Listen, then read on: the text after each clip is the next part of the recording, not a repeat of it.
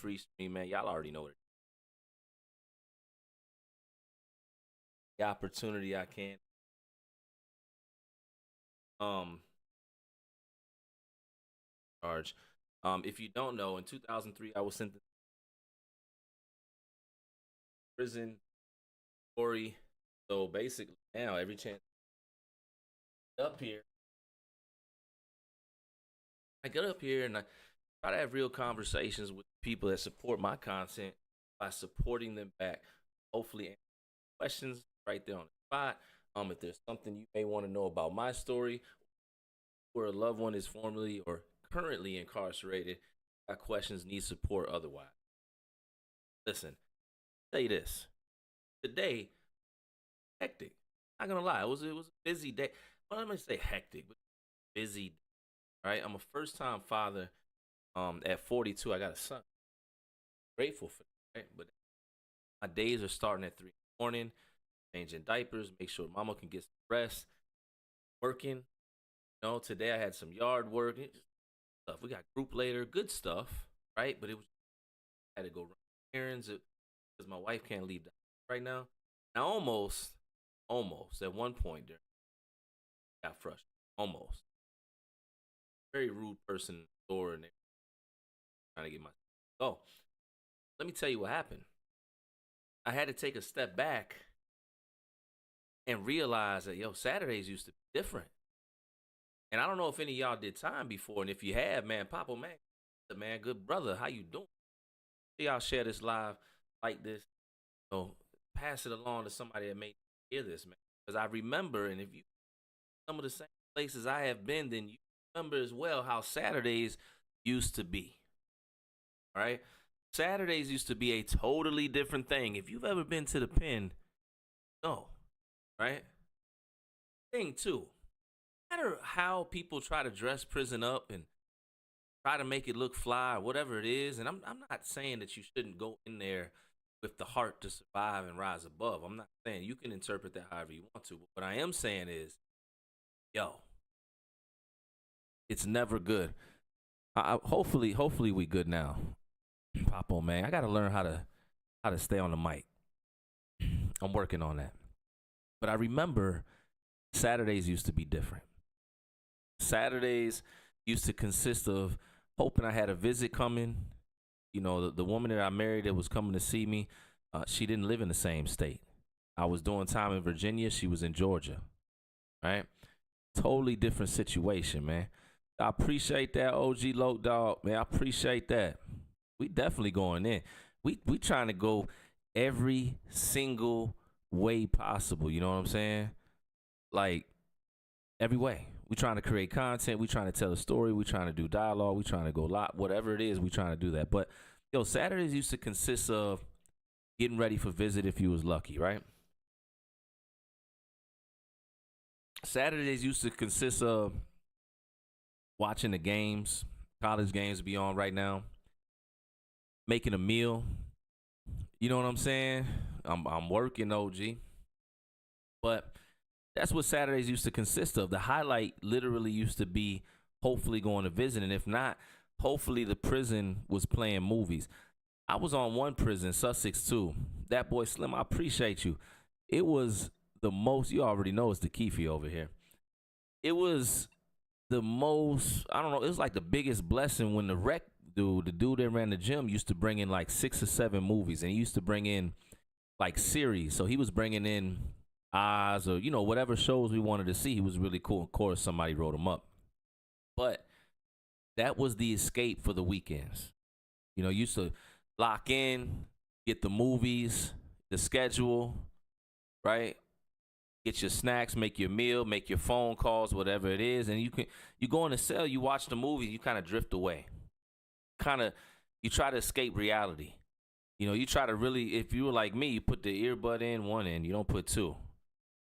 And you in there, and you watching your TV. At the time, I had a 5-inch black and white. When I first came into the system, there was no color TV. No, they did. They eventually had the 5-inch Magnavox TVs. But do you know how big 5 inches of TV is? It's not very big at all.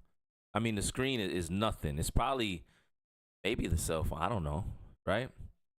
And the TV was so small you sit it on your chest. You know what I'm saying?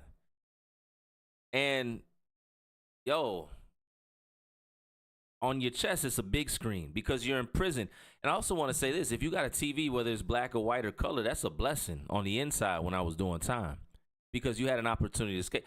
There were some guys that had no resources, nothing. When I got in that kitchen, the first job I got, I saved up. I didn't get no commissary. I starved and ate out the kitchen when I was at work, learned how to hustle up out the kitchen, get the green peppers, onions back, sell those or whatever. But I saved my money so I could get that black or white TV. I didn't have help from the street. All I had was my mom, and she was going through it at the time. And like I said, almost for like 2 seconds, I was getting ready to complain today. I was getting ready to, I don't know what it was. And I had to remind myself, like, yo, do you remember how you used to have to live? Like how you used to survive on a Saturday? You know what I'm saying? Like the weekends, I was locked up for so long, the weekends started to feel like the weekends. That's when you know you've been in there for a minute. Just Divvy, I see you, man. Everybody, if y'all got questions, please bring the questions. You know what I'm saying? I see one question. Somebody said, Viscar, my case is public, man. Just look my name up. But no, I did not. I did not. Trust me, if I did, I wouldn't be able to do this. Yo, how long was my stretch? My stretch was 16 years, 11 months. 16 years, 11 months. That means that I went in at 19. I came home at 36. Right? From 19 to 36. 16 years, 11 months. I wasn't even 21 yet. I missed all my 20s, half my 30s. My stretch was too long, man. If y'all watching this, man, I hope that y'all not just paying attention to my story, but really understand, especially if you're in the streets or playing around or acting like whatever. I need y'all to understand, like, one false move, 30 seconds of bad decisions, you could be like me. I don't want you to be like me. You know what I'm saying? We don't want that. No. That's why I get up here every single day. I have these conversations. But anyway, to put it else in hindsight, when I got locked up, they had Nextel chirps. Nobody texted. Nobody used their phone to text. There was no such thing as smartphones. When I came home, everybody had smartphones. That's how long I was locked up. Facebook didn't even exist when I got locked up. You understand what I'm saying? 2003 is when I got locked up. Some of the people on this stream probably, maybe, weren't alive yet to be born. I don't know. When I was 20, I was on a level 4 yard. And I don't say this stuff to brag like a lot of people do. I'm not brag. That's nothing to brag about that. I'm just telling you, yo, you know what I'm saying? Like, there's levels to it. I'm not proud of it, but that's why I get up here and I try to tell the story, because I want people to understand. Like, I'm not trying to tell anybody what to do, but I'm trying to tell y'all what happens if you go a certain path. I wish somebody would have been up on the internet or doing something, or, you know, just keeping it real, having a real conversation. Because even the people I had around me in the hood and all, they weren't trying to tell me nothing good. They were trying to tell me things to get me further into the, you know, out there, to the streets or whatever. You know what I'm saying? Somebody said they was in from 05 to 12. You already know, man, 7 years is not a stretch. Beepers in 94 were just hitting. I was just telling my old lady I had a beep. I had the turquoise joint back in the day. If you don't know what a beeper is, yo, shout out to you. Yo, I always shout out the youth on any of my lives, man. Shout out to the youth. I shout y'all out for a number of reasons, because y'all are now and the future. Y'all got vision. Y'all just need a voice. You know what I'm saying? Y'all need some of us older people to give y'all a chance to really sit down and build with y'all, not just judge y'all. So shout out to y'all, but also shout out to y'all because y'all got a lot of runway, man. If you don't know what a beeper is, or you weren't there in 2003 yet, yo, you doing great, man. Somebody said, how you go to the chow hall? It depends. You know what I'm saying? It depends. Let me get to these questions. But, you know, I've been on some camps you didn't go to the chow. It was just locked down. They bring your trays most of the time. I've been on camps where the chow hall was right outside your pod, inside the building. I've been on camps where it was controlled movement, where you move section to section with just your block. It depends on the level in the prison. What was your first meal when you were when I got out? My first meal wasn't the first meal that I was waiting on. my mother had started cooking like 3 days before I came home. She was going in. She cooked like basically like a Thanksgiving meal slash Christmas meal because I came home January 13th. Um, but we stopped at McDonald's on the way. We stopped because we was like 3 hours away. Stopped to get a coffee, and I got I think it was like a steak bagel or something, man. And let me tell you something. That McDonald's day one tasted like Roof Chris, straight up. You know what I'm saying? What did I want though? Okay, well, man, I don't know. I just wanted anything. Like I was one of them dudes. I didn't desire like the crazy stuff when I came home. I used to always watch the food commercials or the restaurant commercials. So I was always like, yo, I want to try this. I want that. So it wasn't even, but the thing that I wanted most was my mother's cooking, man. At home cooked, food, man. Man. How do they treat people in wheelchairs as far as inmates and SEAL? Uh, it's crazy. I knew a guy, I don't know the correct term. I don't want to, but he was only he was less than 4 feet tall. And he was locked up on a level 4. And he was a problem. So, everybody treated him just, like normal. You know what I'm saying? And I guess what else would you treat him like? But as far as people that like with disabilities, people in wheelchairs outside of that, I never really seen anybody get treated bad. You know what I'm saying? Like, nah, I didn't. Not the system I was at. So believe it or not, there is a level of respect that prisoners have. I always say that. I feel like there's more respect on the inside than there is out here a lot of times because of the ramifications and the understanding of the consequences. But in terms of respect, typically nobody's just going to get plotted on in like when they're like that. But I can't say how it is all over the country. I don't know. You know what I'm saying? I'm just telling you what I've seen. Corey, I hope you beat it. I really do, man. Yeah, ain't nothing like. Shout out to all the moms. Shout out to all the moms that's waiting, man. That's holding the sons down, man. I think my mom all the time, man. I think if you got a mom, she's still here, or dad, I lost my dad while I was on the inside. But if you got parents still here, or anybody that you love, man, it's a good day to tell them you love them. It's a good day to randomly call up your people and just, you know what I'm saying, shout them out, real talk. Because especially if you did a bid and you had somebody that really rode with you, you know what I'm saying? Like, people don't, that's necessarily a guaranteed thing. A lot of people out here shouting out free such and such, but they ain't talked to them in months, So, anyways, appreciate that, man. We got more skits on the way. This is David. Say your husband's listening right now. That's what's up. Hey, shout out to everybody behind the wall, man. Thick, I see you. I appreciate you. Here's the thing that the other message. I'm getting ready at 6 p.m. to do this recovery group. I do a recovery group every single Saturday. I absolutely love it. I get to run my mouth. I got other great dynamic speakers, people with stories, all that. We're up there on this call, right? We got guys that did 30 years, 20 years, 2 years, no years, whatever. We're all on this call. We got the ladies on, everybody. The last week's topic, and I just want to throw this out there too, because this is something that, I feel like a failure since I came home. Failure is part of the process. Like, I need somebody to remember that today. You know what I'm saying? Thick, I appreciate that again, yo. But I wanted to say this on this live today because that was the conversation of the topic of the last group. We're going into a different topic this week.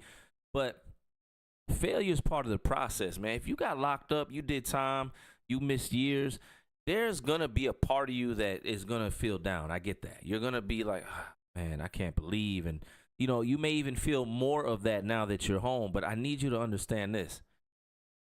You need to fail in order to succeed. And some of us need to fail in different ways. Some of us, we didn't get it. And if we didn't fail when we did, we might have squandered the opportunities that are on the horizon. If you failed, you got one job. And that's to identify the lesson. You know what I'm saying? Rainy, I see you. I appreciate that. Identify the lesson. Poncho, what's good, man? When you take a loss, you identify the lesson and then you apply it going forward. Therefore, you're stronger. And then if you want, you share it with the world. You help other people around you. You have to. It's imperative. I'm not saying go out there and look for the failure, but I'm trying to tell this message to anybody that's struggling right now that feels like they failed too many times. Well, start identifying the lessons, man. You understand what I'm saying? Start paying attention to those things. And here's the other thing: if you didn't learn anything else in those moments of failure, you did learn how strong you were. Because I'm pretty sure some of those moments you felt like you weren't going to get through. I speak to a lot of brothers and sisters that come home and they're struggling with different things mentally. And I can relate because the first 2 years of my freedom, I've been home 6 now, were an all out fight. You know what I'm saying? I appreciate that, Rainey. But mentally, I was gone. I was gone, man.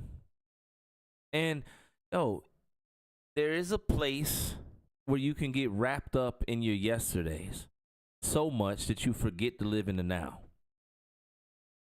I've got plenty of brothers and sisters that come home that they physically walked out the prison, but mentally they're still on the inside. And I get that because I was one of them too. Physically, I walked out. Mentally, wasn't there. But here's the thing. Even if you've been feeling like that for quite some, I had a brother hit me up earlier. He said, man, for 10 years I've been home, but I still ain't feel right. I don't feel right. I said, don't give up yet. It took me 17 years to get free. I was prepared to maybe 17 years of fighting mentally to get free that way. I didn't know how long it was going to take. Somebody put the word institutionalize up there. It's a great word, by the way. That's one of the major issues when people come out. They're still conditioned into that process. You're conditioned emotionally. On the inside, we talk a certain way. You know what I'm saying? We move a certain way. We observe a certain way. We listen a certain way. We consistently in fight or flight. Everything is structured by time, and it's a lot going on, right? And all of us don't know how to necessarily turn it off. But let me tell you what we need to do, or some suggestions. Get off the island. Get off the island. Many of us come home from prison and we think that we can do it alone. And that doesn't mean that you're weak, and I'm not saying you're not strong, but get off the island. Go find support. Go to a group. Step outside your comfort zone. Don't worry. If you go to NA, and I'm not saying you got to do it, but whatever, right? You come to my group or anything, just try a group in public. Yo, and just sit back and listen to the stories. Or if you have an opportunity to get into some therapy, do that so you can do some one-on-one. Whatever it is, make sure the people around you are actually in support of your freedom and understand that your mental health, you know what I'm saying, is needed. If anybody wants to go to group tonight, message me. You gotta message me by 5:45 though, p.m. Eastern, so I can go ahead and get those links over there. We going in, but find the support, man. Get off the island and understand that you don't have to be locked up in your mind now that you're free. Somebody said you can't handle the groups. That's why you got to come to mine. You just listen in the background. Keep your camera off. Don't even turn your mic on. I just be wanting people to come through. White boy, appreciate that, man. Somebody said advice to someone who might have to do time soon. Man, you know, here, I don't push my faith or beliefs in anybody, but if you do have a faith system belief, I'm gonna say pray. It's very important that you stay in prayer or meditate, whatever it is that you do. I don't want to assume. The next thing is, if you can, stay out the politics and focus on self. It's a double-edged sword. Incarceration is not fun. Not. But you probably won't have an opportunity like this again to work on yourself. And if you can't get up from under the sentence, then at least make sure that the time held some sort of value. I talked to an individual last night on my stream that literally, man, Germany in the building, I see you, man. That literally, when he got locked up, he didn't buy anything but books. And for 22 years, that's all he did was read and work out. And when he came home, I can tell you he's highly successful. He's got multiple businesses and published 4 books. You know, what are you investing in when you get locked up? Stay off the tables, man. Don't go playing cards. Don't like read some books, work out, tap in spirit, whatever it is that you need to do to make yourself better. So when you come up out of there, you good. Reek, and I see you, man. Jail doesn't make you smart, but it can make you wise, right? Because we grow or we gain wisdom through experience, and we typically gain wisdom through hardship. Definitely don't get into gambling, don't owe or none of that.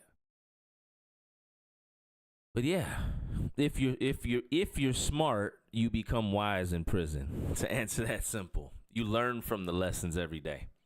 You absorb some of it to the point where you're motivated not to go back into that environment. It's not a game. And it's all by design, by the way. I hate when people say that it's not. Prison is business. Anytime you have something that's a business, it has a business plan. Therefore, it is by design. You know what I'm saying?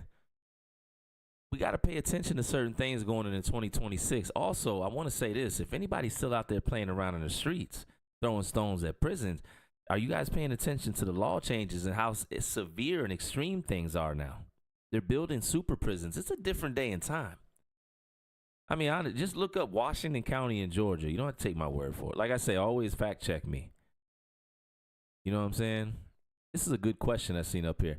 Somebody said, do you feel as COs we get just as institutionalized? Yes. Some of y'all. I mean,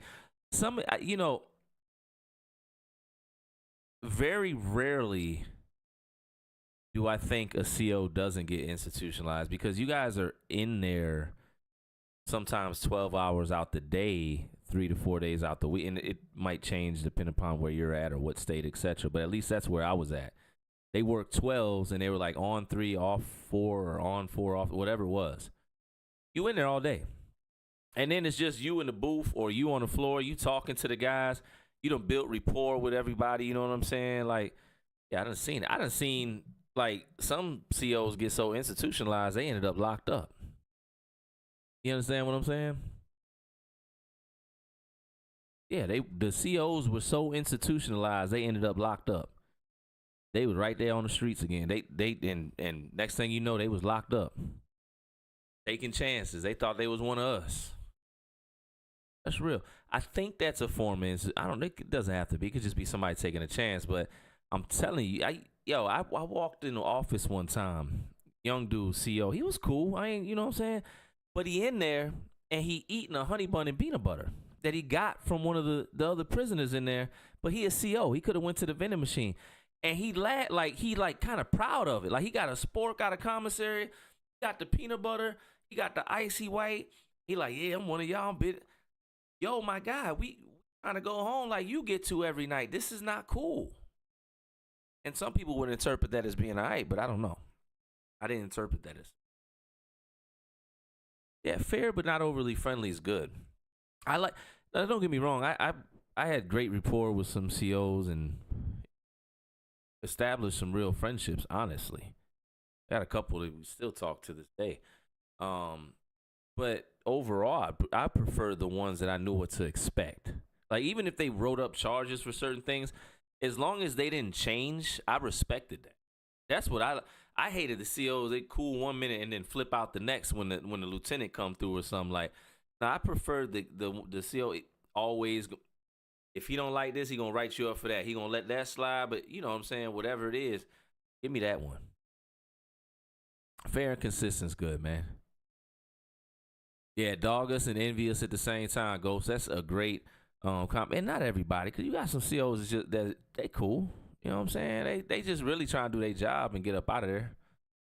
You know what I'm saying? 2 out of 500 plus still good. Keith Crowder said, is my OG story based on real life? It is loosely. It is. It's definitely motivated from all that. I tell you that. Blue Neptune says, got feeling you're going to be the right voice. Books, reading, solitary, forge your weapon. I hope my books make their way into the. I've been selling books consistently. I've exceeded my goal. I'd like to know, more importantly, where they were at. Now, I will tell you that I was told my book is in the hand of the Menendez brothers, which was a unique joint I learned. I was like, wow, that's unique. You know, they're a high-profile case, and since I was a child. Yeah, man. Stay tuned, Keith. More to come. Carolina, yeah, I'm back in it. I definitely am. I appreciate the support. I have to go live every day now. I because there's no reason not to. I like working out every day. Like I got a treadmill and a bench in the garage, so there's no excuse. I got my computer up here. There's no excuse. Two things I should do every day is connect with the people, work out, some other things too, like pray, drink water, all those other things. But yo, I'm here, man. You know what I'm saying? Appreciate that, Sanqueen, man. Yes, sir. Everybody stay fry, stay free, man. I said fry. I was looking at stay free, my guys, and merged everything. Somebody said I'm swinging on, but do they add? I said I'm swinging on the first move, but do they add charges for that? They do. They do. That I was supposed to go home in August of 2019. I didn't come home till January of 2020, and it was for that reason right there, multiple times. Like I really didn't do anything else. I was cool, hustled a little, you know what I'm saying? But and you're in prison, so it's very hard, not impossible, because I know people that never fought. I know people that been in prison never fought. Level 4 yards and everything, never fought. What's possible? But typically they add time. Even if it's a self-defense situation. I used to be the inmate advisor and like try to fight the cases for the guys because you could lose good time, you know what I'm saying? Trap baby, I was in VA, not Florida, but shout out to Florida though. And these charges, you would lose good time. You would typically lose anywhere from like 10 to 8. But one time, these guys ran in a guy's cell. He fought. He still caught a charge. You know what I'm saying? And they ran in his cell, which was crazy. Bailey, yes. Thank you. I am a new dad. First time dad at 42. It is crazy. You know what I'm saying? It is a blessing like before, but man, I got to get some energy like young people now. You know what I'm saying? I see you, King Kong. It's a blessing. It's definitely woke me up being a dad. And now, it's he's only a month old, and I'm sitting there and I'm praying over him and I'm speaking life into him, and all I can think, I hope he never ever comes close to a path that I did. I don't think he will. You know what I'm saying? I don't think he will. I don't think so at all. Me and his mom are, his mom's from 7 Mile. My wife's from 7 Mile, which is like the worst hood I've ever been to in my entire life. I've been to some places. To me, if 7 Mile is not the worst, that's up there. My wife came up harder than me, but we good. You know what I'm saying? Like we've done the work on ourselves. We were dedicated not to lead our kids down the same path we took. So it's just a blessing, man. You know what I'm saying? Nonetheless, man, shout out to all the dads coming home from prison. Somebody said, what state? I was booked in VA. Somebody said, want good coffee, try the single cups in a military MRE. I can't stand MREs. I'm retired, or not retired, but former military. T-Mac said, I know 7 Mile. Yeah, I enlisted at 17, man. I was telling people before, they were like, oh, you can't enlist at 17. You can enlist at 17. My mom had to sign the thing. You know what I'm saying? But I don't give opinions on cases because I'm not legal and I don't want to, give any information that hurts on accident. You know what I'm saying? My apologies, y'all. Starting the academy on the 12th. Oh, by the way, any NFL fans, y'all already know what it is. Number 1 seed, NFL, Big Bears. Starting the academy on the 12th. Hey, look, if you're getting ready to be a CO, I'm gonna tell you like I told another young man, getting ready to go to the academy January, next month. And I just told him this. I said, man, be respectful. Right? Like sometimes COs feed into the hype of the uniform and the badge and forget that it holds no rank outside of those walls. And I'm not trying to sound like to downplay what you guys do, but be respectful to that reality because these men are going home, right? And sometimes COs feed into that hype and they come in gun ho. I knew a warden that used to wear combat boots. It was the craziest thing with his slacks, right? I knew COs and lieutenants and majors. They would tell you, they would always agree, just and wonder why it was so tense in the pod. Just be respectful, be a man, or just if you're in the environment, just literally don't be a pushover. right? I'm not going to give you a biased answer. Don't be somebody that's easily manipulated or coerced. Don't do none of that. But come in your life, you're into there, handle your business, do your job. And here's the thing, you treat everybody with respect. You don't got to be the cool CO. You could just be the respectful CO, and guys will respect you, I promise you. Be the CO that gets the guys request forms if they need it. You don't got to do nothing else. But it's the little things, because nowadays people don't care. Somebody said, should I? Oh man. Self-defense is always better, man. But either way, you're gonna end up with a charge. You know what I'm saying? Respect and consistency, absolutely, y'all. Hey, listen, I appreciate y'all. I'm about to hop off here. I got this recovery group, man. I'd love for y'all to join me at 6 p.m. Eastern every single Saturday. We have good conversation, but more important than that, it's community, and it's for anybody, man. Because recovery is not a substance-based thing. It is, but it's not. It's a mindset thing. So we really get into it, man. We getting ready to have a good conversation on entry. Tonight's topic: put your mask on first. A lot of people, they forget to do that. They run around, especially those of us that come home from prison or overcome whatever it is. We forget to put our mask on. We run around. We help everybody. We try to say yes to everybody, fill the voids for everybody, because now, we feel good. You could just message me and I got you. I got you. If you're trying to go to the group at 6, message me now. But anyways, just message. Get into the topic if y'all want to come. We getting ready to get up there in 10 minutes, man. I look forward to connecting with y'all again, man. I'll be back up here live again. Don't worry about it. And I think I'm getting ready to start going at like 7 p.m. daily. I think I'm going to probably, I feel like it's easier for us to kind of meet up. If we got questions, want support, just vibe.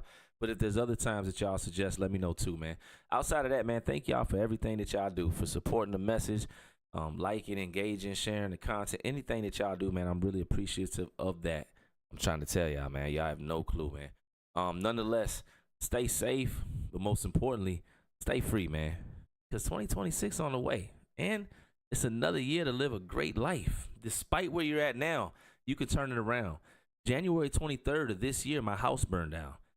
The end of the year in December, I'm back in that house, and I got a son out there. A lot can